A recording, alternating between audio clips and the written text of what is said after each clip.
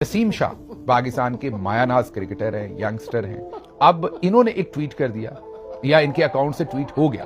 वो ट्वीट ये हुआ कि इनको मलका बरतानिया की तरह का ट्रीटमेंट क्यों मिल रहा है। थोड़ी देर के बाद वो ट्वीट डिलीट हो गया।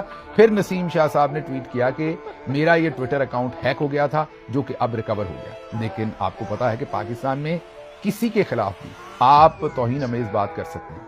मसला आप मलका बरतानिया जो वफात पा चुकी हैं उनके खिलाफ बात कर सकते हैं। आप जनरल रानी जो उस वक्त के आर्मी चीफ याया खान की रानी थी उनके बारे में बात कर सकते हैं। आप किसी के बारे में बात कर सकते हैं। आप मौजूदा आज की जो मरियम नवाज साहबा हैं उनके बारे में बात नहीं कर सकते।